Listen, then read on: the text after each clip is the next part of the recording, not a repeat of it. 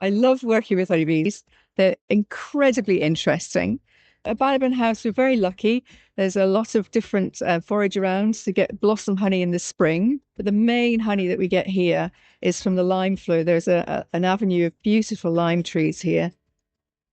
Bannockburn House Trust purchased Bannockburn House and the surrounds in 2017. Our understanding of the construction is that is probably from the early to mid 17th century, but we're still in the process of researching that as part of the conservation and restoration efforts here. What we do know for sure is that Sir Hugh Patterson I, who was deputy keeper of the signet, employed Fulbert and Dunsterfield, and they came at his behest and installed some ornate plasterwork ceilings here. And that was likely done in the last few decades of the 17th century.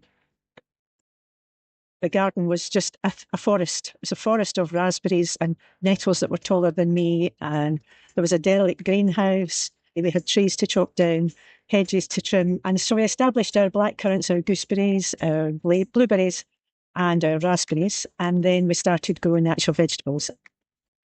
Bell Scotland gave us a grant for a community gardening project, which involves the potato grow bags. We give people a potato bag, compost, 5 or so Charlotte potatoes, which are first earlies, so they can grow them before there's any blight.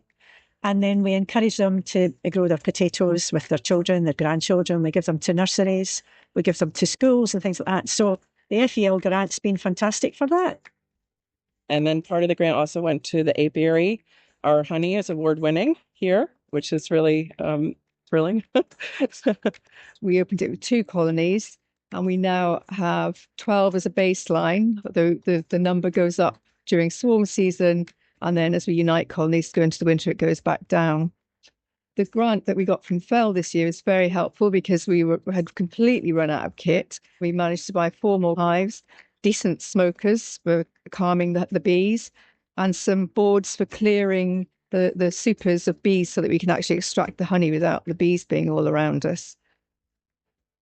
Bannockburn House and Estate includes original walled garden in addition to some 19th century gardens.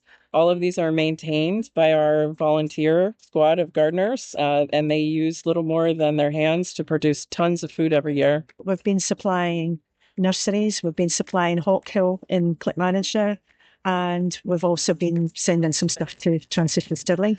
So we've got rhubarb, we've got fruit, we've got cabbages, pumpkins, courgettes, onions. One woman wrote and said that had it not been for these free vegetables from Bannockburn House, my children would not have had fresh vegetables. I think we're well on the way to making this a really useful asset for the community.